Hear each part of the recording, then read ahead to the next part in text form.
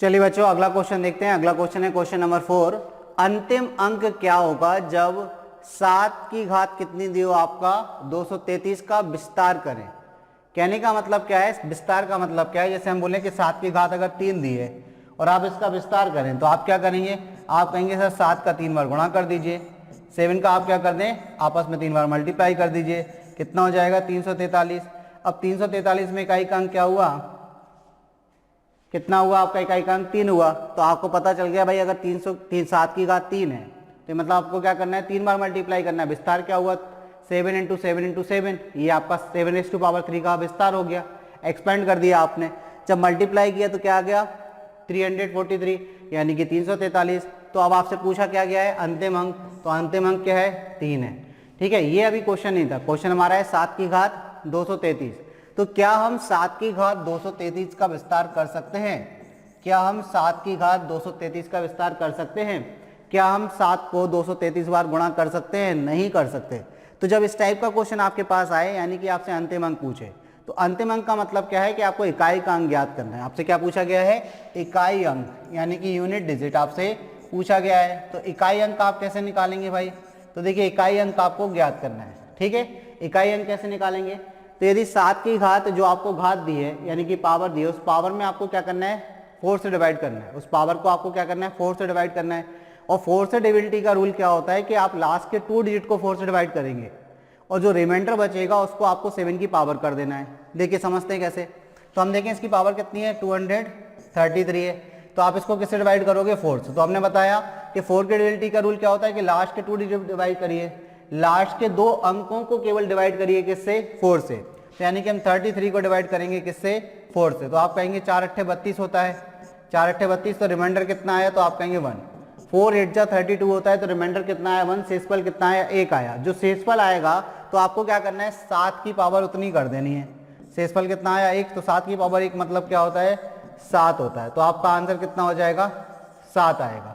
Clear होगी बात, यानी कि अगर आपसे कोई संख्या दी है और उसकी पावर दी है, उस पावर को सबसे पहले आप क्या करेंगे 4 से डिवाइड करेंगे। ठीक है ना, अब ये केस कब कब बनेगा, कब कब आपको 4 से डिवाइड करना है, तो सुन लीजिए एक बार इसको कि देखिए अगर आपके पास अंक कौन कौन से हैं, अगर हम बोले आपके पास अंक 3 है 2 है 3 है 7 है और 8 है, तो अगर आपके पास ये 4 अंक होते हैं तो और इनकी घात कुछ दी रहती है, इनकी पावर कुछ है, तो उस पावर को यानी कि घात को आप किससे भाग देंगे। अगर ये वाले अंक हैं आपके पास, ये 4 अंक हैं, तो घात को आप किससे भाग देंगे, तो आप कहेंगे सर 4 से भाग देंगे। और जो शेषफल बचेगा, जो रिमाइंडर बचेगा, वो इन अंकों की पावर कर देनी है। ठीक है, जो शेषफल बचेगा वो इन अंकों की पावर कर देनी है, आपका आंसर आ जाएगा। एक तो ये है। ठीक है, अब आप कहेंगे सर ये तो हमारे केवल 4 अंक हुए, ओवरऑल अंक कितने होते हैं, टोटल 10 अंक होते हैं, 0 से लेकर 9 तक टोटल 10 अंक होते हैं। तो अगर हम बात करें अब कौन से रह गए भाई, तो आप पहले एक कुछ और देख लीजिए जो इजी होते हैं, 0 1 5 और 6। इन अंक की पावर कुछ भी हो, ये वाले जो अंक है ना 4 अंक, इनकी पावर कुछ भी हो, इकाई का अंक हमेशा यही अंक ही आते हैं। तो इकाई का अंक हमेशा क्या मिलेगा आपको, यही अंक मिलेंगे एज इट इज। अभी हम समझते हैं कैसे। और थर्ड आपका केस बनता है, एक 2 अंक और रह गए आपके, देखिए 4 और 4 8 हो गए, तो 4 और 9। यदि आपके पास ये 2 अंक आते हैं 4 और 9, इनकी जो पावर है उस पर आपको क्या देखना है, सम और विषम देखना है। उस पर क्या देखना है आपको, सम और विषम। जैसे हमने आपके लिए देखिए समझाते हैं, हमने बोला कि भाई 4 की घात कितनी है 36 है, 4 की घात कितनी है 36 है, तो इसके विस्तार में इकाई का अंक क्या होगा। तो देखिए अगर आपकी 4 की घात कैसी है सम है, 4 की घात कैसी है सम है, तो इकाई का अंक कितना होगा 6 होगा। और अगर जहाँ पर 4 की घात मान के चलिए हम लिख देते 79, यानी कि अगर हम 4 की घात कितनी लिख देते विषम लिख देते, तो इकाई का अंक क्या होगा, तो आप कहेंगे सर 4 ही होगा। ठीक है ना, यानी कि 4 की घात सम होने पर इकाई का अंक 6 होगा, यानी कि उसके विस्तार में अंतिम अंक बोले या इकाई का अंक बोले वो क्या होगा आपका 6 होगा 4 की घात सम होने पर। जबकि 4 की घात विषम होने पर इकाई का अंक क्या होगा 4 होगा, उसके विस्तार में या अंतिम अंक कह सकते हैं क्या होगा आपका 4 ही होगा। तो ये तो देखिए 2 डिजिट के बारे में समझा अभी हमने।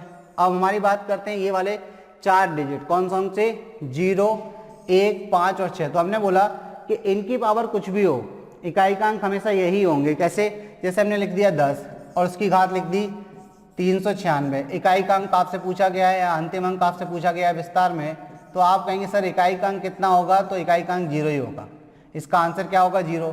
अब अगर हमने बोला कि भाई यहाँ पर लिख दिया हमने 125 की घात 613 का इकाई अंक क्या होगा, तो आप कहेंगे सर 5 ही होगा। तो इकाई अंक में हमेशा ध्यान रखना है, अंतिम अंक के निकालने के लिए केवल आपको इकाई के अंक की आवश्यकता है, उसके अलावा किसी अंक की आवश्यकता नहीं है। मतलब अगर हम बात करें केस 10 में तो हमारा 1 का कोई काम नहीं है, इस 125 में हमारे 12 का कोई काम नहीं है, केवल 5 से मतलब है।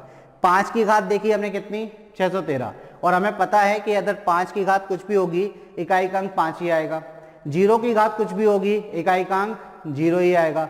इसी प्रकार अगर हम थर्ड बात करें कि 6 और 1, अगर हमने लिखा यहाँ पर 21 की घात कितनी लिख दी हमने 6316, इसमें इकाई का अंक पूछा आपसे तो आप कहेंगे सर यहाँ पर एक ही आंसर होगा, 1 ही आएगा। इसके विस्तार में इसका इकाई का अंक या अंतिम अंक एक ही आएगा, क्योंकि हमें पता है कि 0, 1, 5 और 6 ये जो अंक होते हैं इनकी पावर कितनी भी दी हो, कितनी भी, ठीक है ना, इकाई का अंक सदैव यही अंक आएंगे। अब इसी प्रकार से हम बोलें कि आपके पास अगला डिजिट है 16 की पावर हमने लिख दी 136, इकाई का अंक तो आप कहेंगे 6, क्योंकि हमें पता है कि अगर 0, 1, 5 और 6 किसी संख्या का इकाई का अंक है और उसकी पावर कितनी भी हो, इकाई का अंक सदैव यही वाले अंक आपको मिलने वाले हैं। 4 और 9 के केस में क्या होगा, 4 की घात सम होने पर इकाई का अंक 6 होगा, 4 की घात विषम होने पर इकाई का अंक 4 होगा। चलिए अभी 9 की बात नहीं की हमने, तो 9 का और देख लेते हैं। 9 की घात अगर यहाँ पर 13 लिखी है, यानी कि 9 की घात कैसी लिखी है, विषम लिखी है, तो इकाई का अंक क्या होगा, तो आप कहेंगे सर 9 होगा। 9 की घात विषम होने पर इकाई का अंक क्या होगा, 9 होगा। और 9 की घात यदि सम है, मान के चलिए यहाँ पर 18 लिखी है, तो 9 की घात सम होने पर इकाई का अंक क्या होगा, तो आप कहेंगे 1 होगा। तो इकाई का अंक क्या होगा, 1 होगा।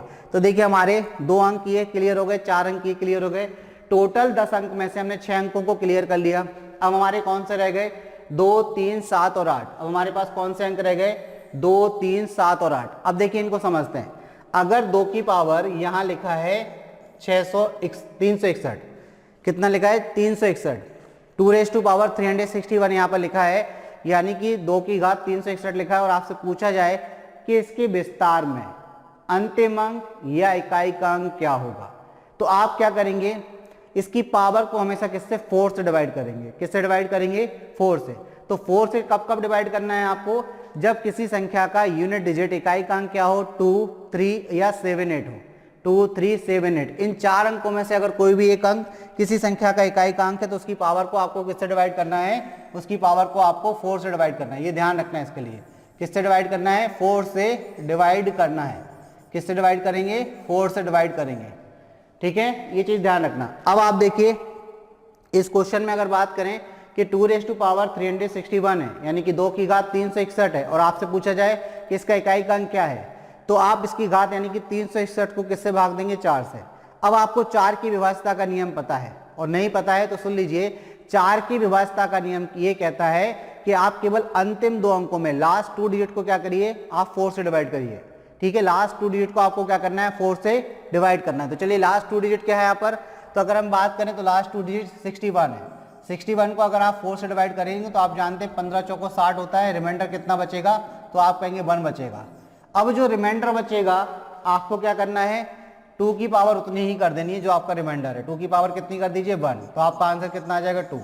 यानी कि जब आप 2 को 361 बार गुणा करेंगे, जब आप 2 को 361 टाइम्स मल्टीप्लाई करेंगे, तो एक जो बहुत बड़ा नंबर आएगा उसका यूनिट डिजिट क्या होगा, 2 होगा। उसका यूनिट डिजिट क्या होगा, 2 होगा। अब देखिए एक बात और समझ लीजिए, समझ लेना एक बहुत अच्छी चीज है। 2 की घात हमने लिखा 360, ठीक है। अब आप देखिए अंतिम 2 डिजिट क्या है, तो आप कहेंगे 60। तो हमने 60 को किससे भाग दिया, तो आप कहेंगे सर 60 को भाग दे दीजिए 4 से, पूरा पूरा भाग चला गया, रिमाइंडर कितना बचा, तो आप कहेंगे 0। जब रिमाइंडर 0 बचे तो क्या करना है, 2 की पावर 4 करनी है। सेम अगर यहाँ पर होता 3 की घात 360 तो रिमाइंडर 0 बचता, तो 3 की पावर कितनी करते, 4 करते। सेम यहाँ पर अगर लिखा होता 7 की घात 7⁻360, 7 की घात 360 होता, तो रिमाइंडर फिर से 0, तो 7 की पावर 4 करते। और सेम इसी तरीके से यदि यहाँ लिखा होता 8 की घात 360 तो भी रिमाइंडर क्या मिलता आपको, 0, तो 8 की घात 4 करते। तो शेषफल 0 मिलने पर आपको घात कितनी करनी है, 4 करनी है। और अगर आपको शेषफल 1 मिलता है तो संख्या के इकाई के अंक की पावर 1 कर दीजिए। अगर आपको शेषफल 2 मिलता है तो उसकी पावर 2 कर दीजिए। अगर आपको शेषफल 3 मिलता है तो इकाई के अंक की पावर 3 कर दीजिए, क्लियर है। और 4 मिलता है तो आपको पता है 4 मिल ही नहीं सकता, क्योंकि 4 से आप भाग दे रहे हैं, तो जिस संख्या से आप भाग देते हैं शेषफल हमेशा उससे छोटा आता है, ठीक है। चलिए, तो यहाँ जब शेषफल आपको क्या मिला 0, तो 2 की घात कितना कर देंगे 4। 2 की घात 4 आप जानते हैं, भली भांति परिचित हैं, क्या होता है। तो आप कहेंगे सर 2 की घात जो 4 है, 2 की घात जो 4 है वो क्या होता है, तो आप कहेंगे 16 होता है सर। 2 की घात 4 कितना होता है, 2 की घात 4 16, 16 में इकाई का अंक 6, यानी कि जब 2 की घात 360, यानी कि 2 को जब आप 360 बार मल्टीप्लाई करेंगे तो जो नंबर आपको मिलेगा, बहुत बड़ा सा एक नंबर आपको मिलेगा, उसका लास्ट डिजिट अंतिम अंक क्या होगा, तो वो होगा आपका 6। क्लियर होगी बात। अब अगर मान के चलिए हमने यहाँ पे लिखा 7 की घात, अगला क्वेश्चन ले लिया हमने यहाँ पे लिखा 7 की घात 363। अब आपको क्या करना है 63 यानी कि 63 को 63 को किससे भाग देना है, तो आप कहेंगे सर 4 से भाग दे दीजिए। 4 से भाग दिया, रिमाइंडर कितना आएगा, तो आप कहेंगे सर 3 आएगा। तो 7 की पावर कितनी करनी है, 3 करनी है। 7 की घात 3 मतलब 343 होता है। अब आपको 343 मल्टीप्लाइंग करना है, आपको देखिए कैसे करना है। आपको अगर मल्टीप्लाई करोगे आपका समय खराब होगा, आपको ऐसे करना है 7 × 7 × 7, और सब दिमाग में करेंगे आप। आपको पता है 7 सत्ते 49, 7 सत्तू 49, 49 में इकाई का अंक 9, और 9 का मल्टीप्लाई 7 से करेंगे तो 9 7 63, 63, 9 7 63, 63 में इकाई का अंक 3, तो आपका क्या आ जाएगा 3। तो आपको यहाँ 343 नहीं, केवल आपको डायरेक्ट करना है, ध्यान रखना ये चीज। क्लियर होगी बात। तो इस तरीके से आप किसी भी संख्या पे जो पावर दी है उसका इकाई का अंक निकाल सकते हैं। और इकाई के अंक में आपको ध्यान रखना है एक चीज और, जो अभी हमने आपको बताई कि केवल इकाई के अंक से मतलब है, उसके अलावा किसी भी अंक से आपको मतलब नहीं है। जैसे हमने आपको एक क्वेश्चन दिया 1 2 3, उसकी पावर 1 6 9 8, ये आपको नंबर दिया। हमने पूछा आपसे कि इस संख्या के विस्तार में अंतिम अंक या इकाई का अंक ज्ञात करें, तो आप क्या करेंगे 4 से भाग देंगे, क्योंकि इकाई का अंक यहाँ पर 3 है, तो हमें केवल 3 से मतलब है, इससे मतलब नहीं है, ठीक है ना। तो हमें केवल अंतिम अंक यानी कि इकाई के अंक से ही मतलब है। 3 की पावर कितनी है 1698, 3 से मतलब है, उससे पावर, उससे पहले कोई भी जो अंक लिखे हैं उनसे किसी से मतलब नहीं है। तो हम क्या करेंगे 98 को डिवाइड करेंगे किससे, 4 से। तो आप कहेंगे 4 दूनी 8, 1 बचेगा 18, 4 चौको 16, तो शेषफल कितना बचा 2। तो आपको क्या करना है 3 की पावर 2 कर देनी है, 3 की पावर 2 9 होता है, तो इकाई का अंक कितना आ गया आपका 9 आ गया। शेषफल 3 बचता तो 3 की पावर 3 27 कर देते, 27 में इकाई का अंक 7 होता है, तो आपका आंसर 7 आ जाता। अगर शेषफल 3 बचता, 2 बचा तो जो इकाई का अंक है उसकी पावर क्या कर दीजिए 2। इसीलिए हम आपसे बोल रहे हैं कि संख्या के इकाई के अंक की पावर आपको शेषफल के रूप में बनानी है। क्लियर होगी बात। तो चलिए अगले क्वेश्चन की तरफ बढ़ते हैं कि भाई अगला क्वेश्चन क्या है। तो अगला क्वेश्चन आपको दिया है एक सभा भवन में 7225 छात्र हैं। इस प्रकार बैठे हैं कि एक पंक्ति में उतने ही छात्र हैं जितने की सभा भवन में पंक्तियां हैं। एक पंक्ति में उतने ही छात्र बैठे हैं जितनी की सभा भवन में पंक्तियां हैं। चलिए ये जो 7225 का केस है ना, इसको पहले समझ लेते हैं कि क्वेश्चन क्या कहना चाह रहा है। तो देखिए बच्चों, क्वेश्चन आपसे कहना चाह रहा है कि मान के चलिए एक पंक्ति है, हमने अपने यहाँ कुछ प्रोग्राम कराया, हमने पंक्ति बनवाई, रो बनवाई, 1 2 3 4, 5 रो हो गई टोटल। कितनी 1 2 3 4 और 5 पंक्तियां बनवाई हमने। एक पंक्ति में हमने कितनी 1 2 3 4 5 कुर्सियां रखवाई, 1 2 3 4 5 कुर्सियां लगवाई, 1 2 3 4 5 कुर्सियां लगवाई, 1 2 3 4 5 कुर्सियां लगवाई, 1 2 3 4 5 कुर्सियां लगवाई। बताइए टोटल कुर्सी कितनी हुई। तो आप कहेंगे सर 1 2 3 4 5 6 7 8 9 10 11 12 13 14 15 16 17 18 19 20 21 22 23 24 25 कितनी हुई, कितनी पंक्तियां हुई, टोटल कुर्सियां कितनी हुई, सॉरी कितनी कुर्सियां हुई। तो आप कहेंगे 25। पंक्तियां 5 हैं, एक पंक्ति में 5 कुर्सी हैं, तो टोटल कुर्सियां कितनी हुई, तो आप कहेंगे 25। 25 क्या है, तो आप कहेंगे सर पूर्ण वर्ग संख्या है। क्या है, पूर्ण वर्ग संख्या है। अब 25 अगर एक पूर्ण वर्ग संख्या है, पूर्ण वर्ग संख्या है, पूर्ण संख्या लिख दी हमने। पूर्ण वर्ग संख्या और पूर्ण संख्या में अंतर होता है, तो आपको यहाँ क्या लिखना है, पूर्ण वर्ग संख्या। 25 क्या है, पूर्ण वर्ग संख्या है। पूर्ण वर्ग संख्या ऐसी संख्या जिसका आप वर्गमूल निकाल सकते हैं। तो 25 का वर्गमूल 5 होता है। तो अगर आप देखिए एक पंक्ति में 5 कुर्सियां और ऐसी 5 पंक्ति हैं, तो पूर्ण वर्ग संख्या बन रही है कि नहीं, पूर्ण वर्ग संख्या बन रही है कि नहीं भाई। इन्होंने भी तो वही बात बोली है कि एक पंक्ति में उतने ही छात्र हैं जितनी की पंक्तियां हैं। तो देखिए हमने देखा कि पंक्तियां कितनी थी 5 और एक पंक्ति में कितनी कुर्सियां हैं 5, तो उतनी ही पंक्तियां हैं और उतनी ही पंक्ति, जितनी पंक्तियां उतनी ही पंक्ति में कुर्सियां भी रखी हमने एक पंक्ति में। तो उसी क्वेश्चन को हमने बनाया कि नहीं, लेकिन छोटे रूप में बनाया। इन्होंने डेटा क्या दिया आपको 7225 दिया, उसको भी हम करेंगे, लेकिन चीज हमारे दिमाग में बैठना जरूरी है कि भाई क्वेश्चन आपसे कह क्या रहा है। तो क्वेश्चन जो कह रहा है वो चीज हमने समझ ली कि क्वेश्चन आपसे कह रहा है कि एक पंक्ति में उतने ही छात्र बैठे हैं जितनी की पंक्तियां हैं। मतलब अगर 10 पंक्तियां हैं तो एक पंक्ति में 10 छात्र बैठे हैं, अगर 20 पंक्तियां हैं तो एक पंक्ति में 20 छात्र बैठे हैं, अगर 30 पंक्तियां हैं तो एक पंक्ति में 30 छात्र बैठे हैं, अगर 15 पंक्तियां हैं तो एक पंक्ति में 15 छात्र बैठे हैं। मतलब जितनी पंक्तियां हैं, जितनी रोज हैं, उतने ही एक रो में स्टूडेंट बैठे हैं। इतनी चीज क्लियर हो गई। तो इसके हिसाब से आपने देखा कि जो नंबर हमारा आ रहा है टोटल कुर्सियों का वो क्या है, परफेक्ट स्क्वायर यानी कि पूर्ण वर्ग संख्या है। इसका मतलब अगर एक भवन में 7225 छात्र बैठे हैं और एक पंक्ति में उतने ही छात्र बैठे हैं जितने की पंक्तियां हैं, तो इसका मतलब क्या है, ये 7225 एक पूर्ण वर्ग संख्या होगी कि नहीं। और अगर आप इसका वर्गमूल निकाल लेंगे, जैसे देखिए अगर हम 25 का वर्गमूल निकाल लेते हैं तो क्या आएगा, 5 आएगा। तो हमें पता चल जाएगा कि कितनी पंक्तियां हैं, तो आप कहेंगे 5, और एक पंक्ति में कितने छात्र बैठे हैं तो आप कहेंगे 5। तो जो हमारा आंसर आएगा वो दोनों के लिए हो जाएगा कि पंक्तियों की संख्या भी 5 है और एक पंक्ति में 5 छात्र बैठे हैं। इन्होंने क्या पूछा है, सभा भवन में कितने छात्र हैं, सभा भवन में कितने छात्र हैं, ठीक है ना। तो आपको बताना है सभा भवन में कितने छात्र हैं। ये थोड़ा सा गलत है, इसको करेक्शन कर लीजिए। एक सभा भवन में 7225 छात्र इस प्रकार बैठे हैं, तो छात्र तो ऑलरेडी दे दिया उन्होंने, तो इसमें करेक्शन कर लीजिए, सभा भवन में छात्र नहीं, सभा भवन में कितनी पंक्तियां हैं, कितनी, सभा भवन में कितनी पंक्तियां हैं, ठीक है, पंक्तियां हैं। तो आपको ये बताना है कि सभा भवन में कितनी पंक्तियां हैं, ठीक है, सभा भवन में कितनी पंक्तियां हैं, ये आपको करेक्शन कर लेना है। तो अब आपको बात समझ में आ गई कि 7225 क्या एक पूर्ण वर्ग संख्या है, ठीक है। तो देखिए जो 7225 है इसका आप क्या कर सकते हैं, वर्गमूल लेना है। तो वर्गमूल कैसे लेंगे भाई, तो एक तो भाग विधि होती है, एक गुणनखंड विधि। तो अब आज गुणनखंड विधि से करते हैं, फिर आपको डायरेक्ट भी बताते हैं। अंतिम अंक 5 है तो 5 से भाग जाएगा, 5 एकम 5, 2 बचेगा, 5 चौको 20, 2 बचेगा, 5 चौको 20 और 5 नाम 45। क्लियर हो रही बात। देखिए 5 से भाग दिया, 5 एकम 5, 2 बचा, 22 हो गया, 5 चौको 20, 2 बचा, 22 हो गया, 5 चौको 20, 2 बचा, और पचम 25 होना था, 5 नाम 45 को कर दिए, 4 थोड़ी ना बच रहा है। तो देखिए पचम 25 हो जाएगा, कितना हो जाएगा, 5 5 जा 25। अब 5 से फिर भाग जाएगा, 5 दूनी 10, 4 बचा, 5 अट्ठे 40 और 5 नाम 45। अब देखिए किससे भाग जा रहा है, तो आप कहेंगे 17, 17 से 17 बार, क्योंकि आप जानते हैं 289 17 का वर्ग होता है। तो यानी कि हमने देखा यहाँ पर कि 7225 का वर्गमूल कितना है, तो आप कहेंगे सर इसका वर्गमूल आएगा आपका 5 × 5 × 17 × 17, यानी कि एक 17 और एक 5 बाहर आ गया। तो आप कहेंगे 17 पन्ना 85, यानी कि उस भवन में 85 पंक्तियां हैं और एक पंक्ति में 85 ही छात्र बैठे हैं।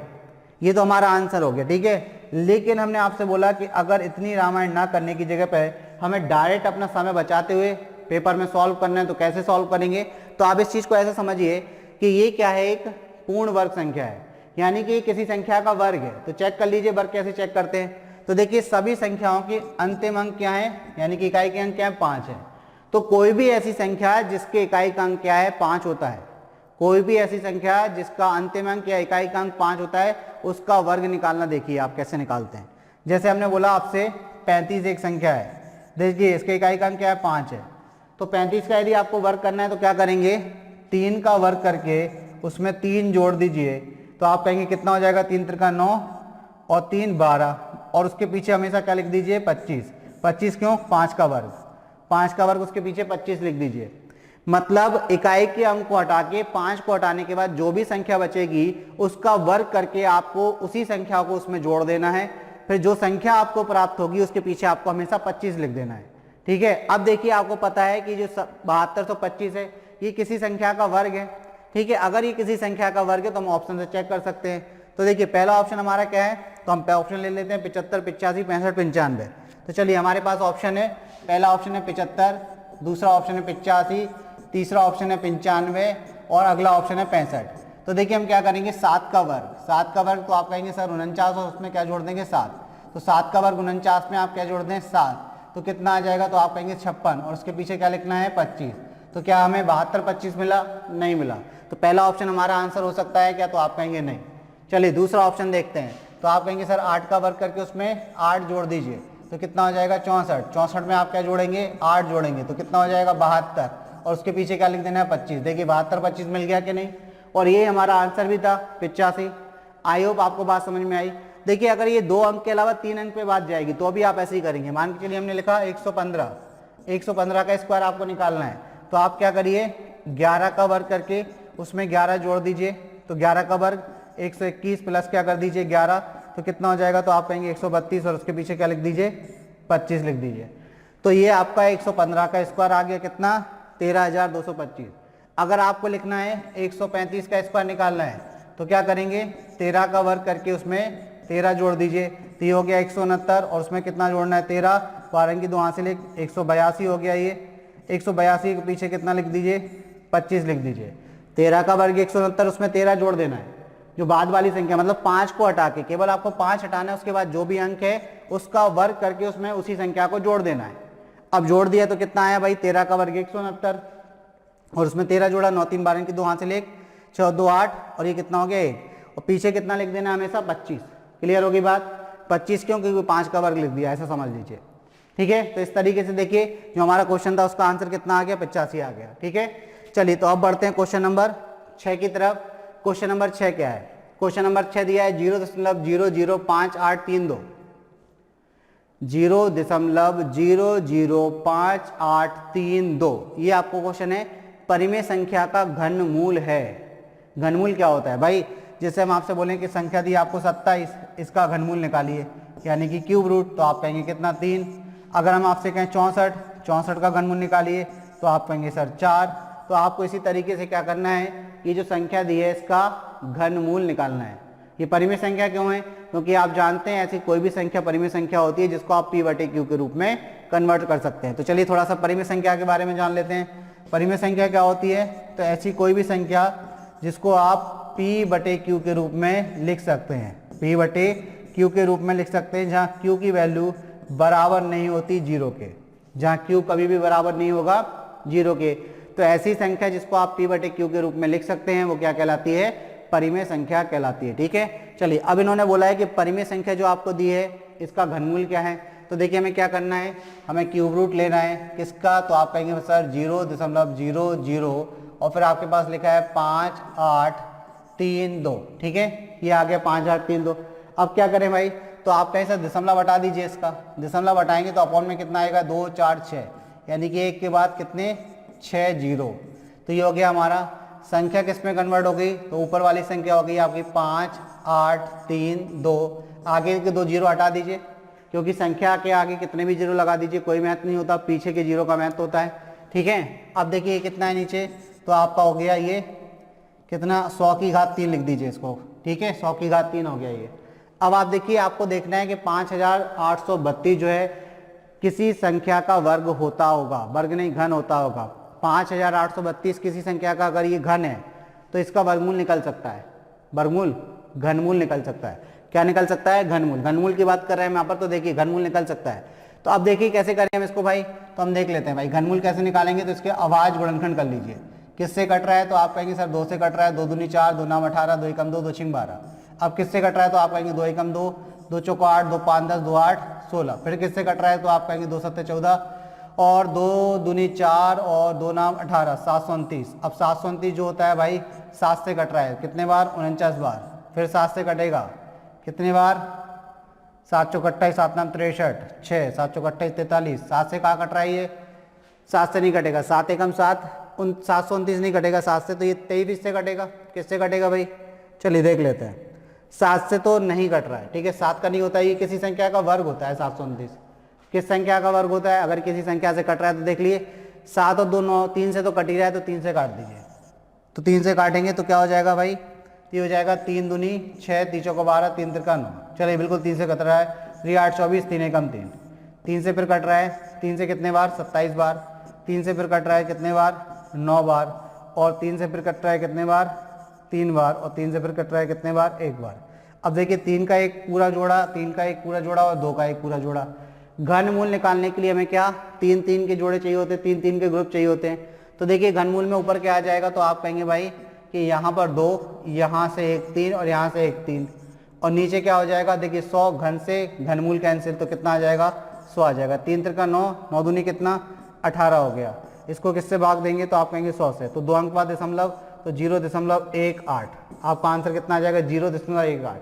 लेकिन क्या ऑप्शन में दिया है 0.18? नहीं दिया है, तो मतलब दशमलव में नहीं ले जाना है, आप इधर ही काट लीजिए। किससे कटा, 2 से 9 बार, 2 से 5 बार, तो कितना हो गया, तो आप कहेंगे सर 9/50। दशमलव में नहीं दे रहे हैं, ये परिमेय संख्या के रूप में दे रहे हैं, फ्रैक्शन के रूप में यानी कि भिन्न के रूप में आपको दे रहे हैं, तो परिमेय संख्या के रूप में 9/50। ऑप्शन क्या हो गया बच्चों, आपका बी हो गया। ऑप्शन क्या हो गया आपका, बी आपका आंसर हो गया।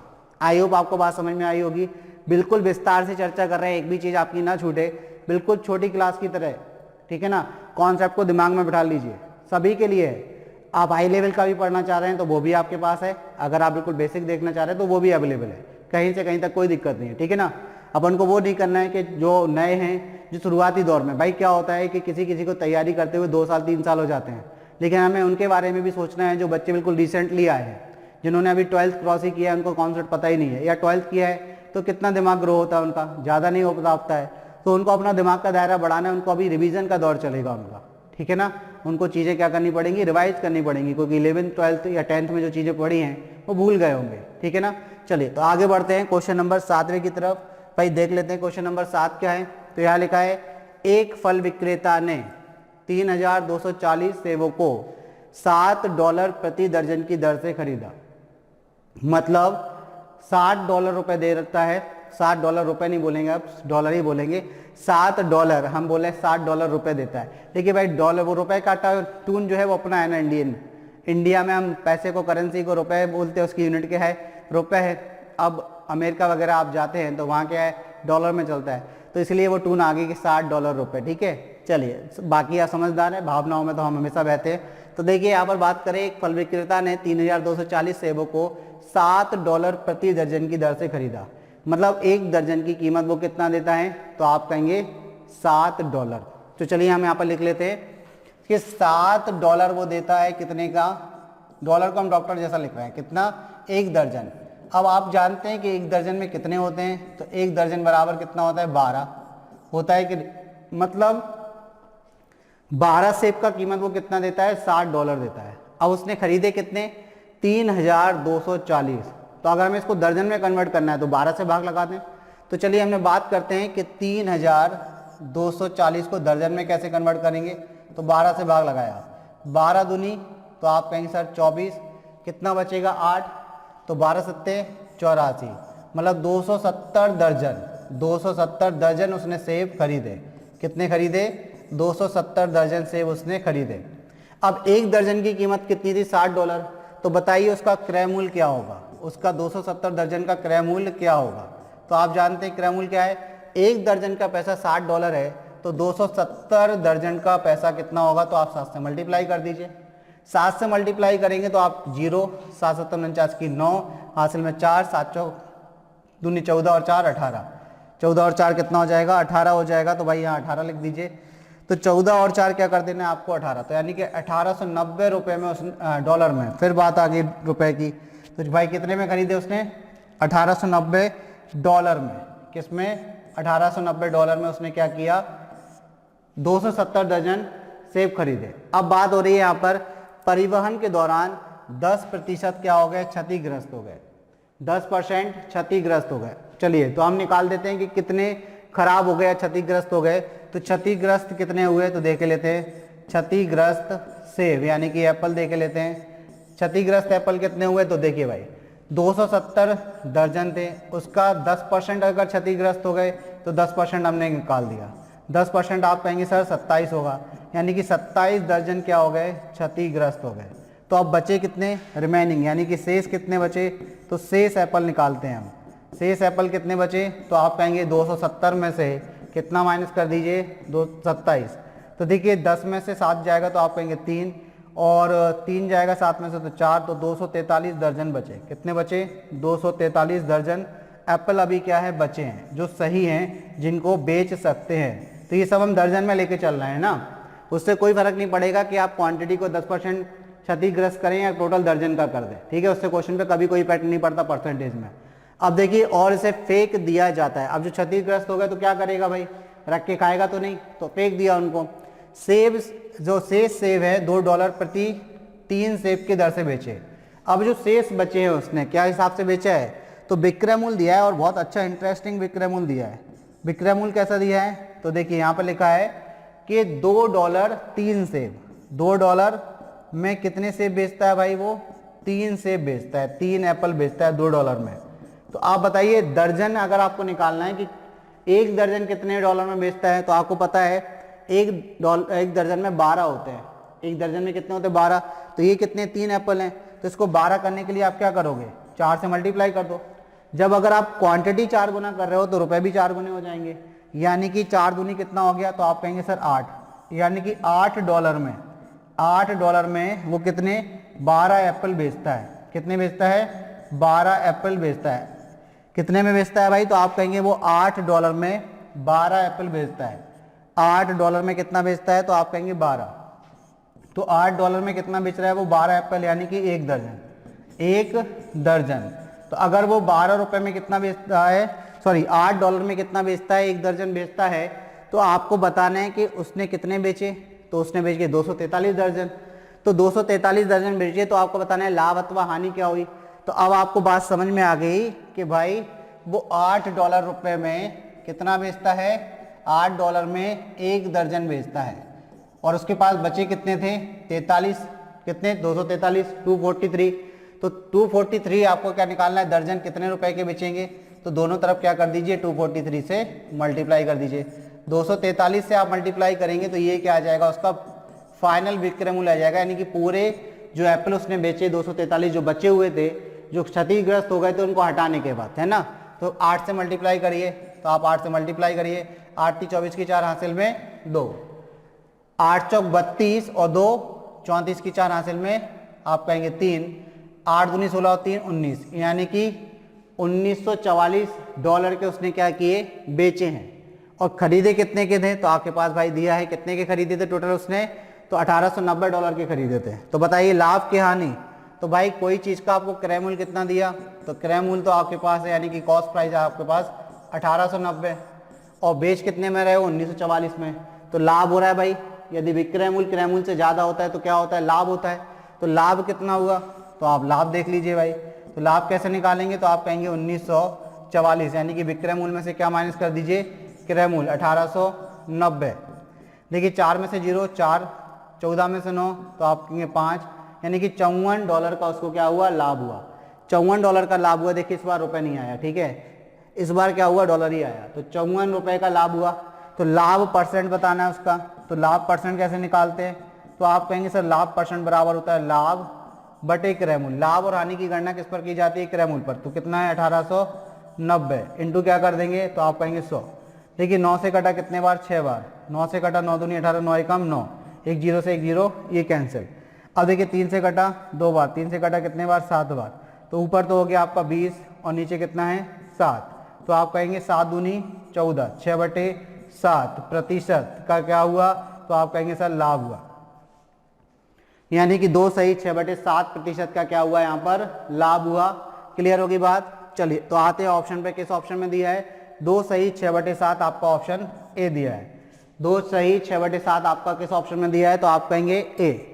अच्छा सारे ऑप्शन ए में आ गए, बहुत बढ़िया, कमाल कर दिया भाई ने तो, हमारे टाइप करने वाले ने। देखिए आप देखिए यहाँ पर इसको करेक्शन कर लीजिए, ये तो ए रहेगा, ये बी है, ये सी ऑप्शन है और ये डी ऑप्शन है। तो आपका आंसर क्या है, सी है। ठीक है, ऑप्शन क्या है आपका, सी है। चलिए तो बढ़ते हैं अगले क्वेश्चन की तरफ, देखते हैं भाई क्वेश्चन नंबर 8 आपसे क्या कह रहा है। तो यहाँ लिखा है 15 वस्तुओं की लागत 10 वस्तुओं के विक्रय मूल्य के बराबर है। मतलब 15 वस्तुओं का जो लागत मूल्य है वो 10 वस्तुओं के विक्रय मूल्य के बराबर है। ठीक है, तो आपको बताना है कि लाभ प्रतिशत क्या करना है, आपको क्या बताना है, लाभ प्रतिशत क्या है या ज्ञात करना है। ठीक है ना। तो आप देखिए इस क्वेश्चन को समझिए, इन्होंने बोला है कि 15 वस्तुएं आप जितने रुपए में लेते हैं उतने रुपए में आप 10 वस्तुएं बेच देते हैं। तो ये बात तो कंफर्म है कि लाभ है। क्यों है, क्योंकि भाई मान के चलिए हम 15 लेकर आ रहे हैं जितने रुपए की, और उतने ही रुपए में 10 बेचना है, मतलब 5 वस्तुएं हमने बचा ली।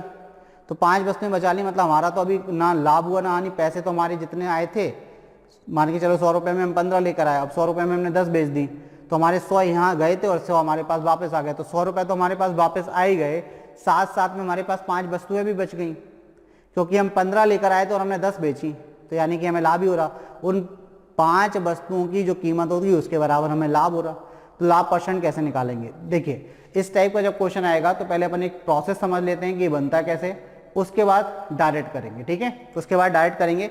देखिए, हमने बोला कि एक वस्तु की कीमत, एक वस्तु का क्रय मूल्य, एक वस्तु का क्या क्रय मूल्य, एक वस्तु का क्रय मूल्य हमने माना कितना है, x है। ठीक है, हम बोले कि 15 में किस संख्या से भाग दें कि भागफल कितना है, 3 आए। तो आप क्या करो, डायरेक्ट क्या करो, 3 से 15 में भाग लगा दीजिए, तो आप कहेंगे 5, यानी कि अगर 15 में आप 5 से भाग देंगे तो देखिए भागफल 3 आएगा कि नहीं। ठीक है ना, तो भागफल अगर आपको दिया है, उस भागफल को आप क्या कर दीजिए, डायरेक्ट भाग लगा दीजिए जिस संख्या में भाग लगाने के लिए पूछ रहे हैं, बोल रहे हैं। ठीक है, क्लियर होगी बात। चलिए तो बढ़ते हैं अगले क्वेश्चन की तरफ। देखते हैं भाई क्वेश्चन नंबर 11 क्या था। तो देखिए क्वेश्चन नंबर 11 है, 2 पासे एक साथ फेंके गए, 2 पासों को एक साथ फेंक रहे हैं। ठीक है, दोनों के नंबरों का योग 8 आने की प्रायिकता निम्न के बारे में है। तो इनमें से कौन सी जो है, दोनों पासों का जो योग है वो 8 है। तो आप बताइए पासे में कहाँ से लेकर कहाँ तक अंक अंकित होते हैं। तो आप देखिए, आप बात करें तो इस तरीके का कुछ पासा बनता है, यहाँ 2D में हम बनाना मुश्किल है तो हम इस तरीके से बना रहे हैं, आप उस तरीके से समझ लीजिए। ये हमने पासा बना लिया, यहाँ 1 2 3 फलक हैं। ठीक है, एक और बना लिया, इसका पीछे साइड क्या रहेगा, तो उसका पीछा पोर्शन बना लिया अपन ने। तो यहाँ कितना हो गया, 4 5 6 हो गया, यानी कि एक पासे पर टोटल 6 अंक अंकित होते हैं। कहाँ से लेकर कहाँ तक, 1 से लेकर 6 तक, सभी जानते हैं आप। तो 6 अंक होते हैं, हमने ये 6 अंक मेंशन कर दिए, कहाँ, आगे तरफ के और ये पीछे तरफ, जो हमें दिख नहीं रहा है, जो बोर्ड के उस तरफ है। ठीक है ना, तो ये 4 5 6, तो एक पासे में 1 से लेकर 6 तक के अंक अंकित होते हैं। ठीक है, लेकिन हमारे पास पासे कितने हैं, 2। अब बोले दोनों पासों को यदि एक साथ फेंका जाए, अब मान के चलिए जो जैसे सकनी मामा वो था ना, कौन सा सीरियल, महाभारत में, ऐसे फेंकते थे पासे, सकनी मामा उसी में था। अब देख लेना भाई, आप समझ लेना, महाभारत देख लेना, आपको और क्लियर हो जाएगी। ठीक है, अब देखिए वो पासे लेके ऐसे फेंकता था, तो अब जब पासा फेंकोगे तो एक स्टेप पे आके वो रुकेगा, तो ऊपर जो होगा उनको काउंट किया जाता है, जो आपको ऊपर दिख रहे हैं अंक। तो हमने देखा कि जब 2 पासे को आप एक साथ फेंक रहे हो तो उन पे जो दोनों नंबर का योग है वो 8 आने की क्या प्रायिकता, मतलब कितनी संभावना है। तो सबसे पहले तो प्रायिकता समझ लें क्या होता है। देखिए बात, जो हम बात करें अगर प्रायिकता की, तो प्रायिकता क्या होती है, संभावना को व्यक्त करती है। और संभावना कैसे निकाली जाती है, favourable event upon total event, मतलब आपके पक्ष में घटनाएं, पक्ष में घटना कितनी घट रही है, ठीक है, और बटे में कितना, कुल घटना, कुल मतलब टोटल घटना कितनी है। ठीक है, तो अब आप बताइए, अगर आप 2 पासों को एक साथ फेंकते हैं तो एक पर कितने फलक होते हैं, 6, और दूसरे पर भी कितने, 6, तो 6 का पावर कर देना आपको कितना, 2, यानी कि टोटल घटनाएं कितनी हो सकती हैं, 36 प्रकार से दोनों पासों पर अंक आ सकते हैं। हो सकता है पहले पर 1 आए, दूसरे पर 2 आए, पहले पर 1 आए, दूसरे पर 3 आए, पहले पर 1 आए, दूसरे पर 4 आए, पहले पर 1 आए, दूसरे पर 5 आए, पहले पर 1 आए, दूसरे पर 6 आए। तो देखिए 1 के साथ में कितने कॉम्बिनेशन बन गए, 6 के। इसी तरीके से 2 के साथ में भी 6 बनेंगे, इसी के साथ 3 के साथ में भी 6 बनेंगे, इसी के साथ 4 के साथ में भी 6 कॉम्बिनेशन बनेंगे, 5 के साथ में भी 6 और 6 के साथ में भी 6, तो मतलब 6 कितने बन गए, टोटल 36, यानी कि कुल घटनाएं कैसी हो सकती हैं, 36। कुल घटनाएं क्या होंगी, 36 हो सकती नहीं है, मतलब होंगी ही, कुल घटनाएं कितनी होंगी, 36 होंगी। अगर आप 2 पासों को एक साथ फेंकते हैं तो उनके ऊपरी फलक पर किस प्रकार से अंक आ सकते हैं, वो टोटल घटनाएं कितनी है, 36 हैं। लेकिन आपके फेवर में कितनी है, आप क्या चाह रहे हैं, आप चाह रहे हैं कि भाई प्रायिकता बताइए कि जो फलक ऊपर आ रहे हैं दोनों नंबरों का योग कितना हो, 8 हो। तो 8 कैसे कैसे हो सकता है, तो आप कहेंगे सर 1 के साथ में 7 होना चाहिए, तो 7 तो होता ही नहीं है। तो 1 के साथ में 7 नहीं होता, तो 2 के साथ में क्या हो जाएगा, तो आप कहेंगे 6 आ जाए, मतलब पहले पासे पर क्या आ जाए, 2 आ जाए, और दूसरे पासे पर क्या आ जाए, 6 आ जाए। तो एक घटना तो ये हो सकती है आपके फेवर में, 8 योग हो जाएगा। पहले पासे पर 3 आ जाए, दूसरे पर कितना आ जाए, 5 आ जाए, पहले पासे पर 4 आ जाए और दूसरे पर भी कितना आ जाए, 4 आ जाए। अब अगले पासे पर कितना, 5 आ जाए पहले पर, और दूसरे पर कितना आ जाए, 3 आ जाए। अब अगला केस क्या हो जाए, अगले में 6 आ जाए पहले पासे पर और दूसरे पर कितना, 2 आ जाए। तो देखिए फेवर में कितने हैं, 1 2 3 4 5। फेवरेबल टोटल इवेंट कितने हैं, तो आपके फेवर में कितनी घटना है, पक्ष में कितनी घटना है, तो आप कहेंगे 5। और 2 500 को जब एक साथ फेंका जाता है तो कुल कितनी घटना होती हैं, तो ये तो पक्ष में हो गई, पक्ष में आपके पक्ष में कितनी है, और कुल घटना कितनी होती है जब 2 500 को फेंका जाता है, तो आप कहेंगे कुल घटनाएं सर 36 होती हैं। कितनी होती है, 36, क्योंकि एक पासे पर 6 फलक होते हैं, 6 का स्क्वायर कर दीजिए 36, ठीक है। तो अब देखिए यहाँ पर क्या होगा, तो आप कहेंगे सर पक्ष में घटनाएं 5 हैं, कुल घटनाएं कितनी है, 36 है, तो प्रायिकता कितनी होगी, 5/6, यानी कि 36 में से 5 चांस हैं ऐसी घटना घटित होने के कि जिसमें पहले पासे पर क्या आए, जो अंक आए, और दूसरे पासे पर जो अंक आए उनका योग कितना हो, 8 हो। तो यानी कि 36 बार टोटल क्या होंगी, घटनाएं होंगी कुल, और उसमें से 5 घटनाएं ऐसी घटित हो सकती हैं जिसमें दोनों पासों के फलकों का योग क्या होगा, 8 होगा। क्लियर हो गई बात। तो 5/8 किस ऑप्शन में दिया है, तो आप कहेंगे ऑप्शन बी जो है हमारा आंसर है। ऑप्शन बी क्या हो गया, आपका आंसर हो गया। आई होप आप तक बात पहुंची। चलिए बढ़ते हैं तो अगले क्वेश्चन की तरफ भाई, देखते हैं कि अगला क्वेश्चन क्या है।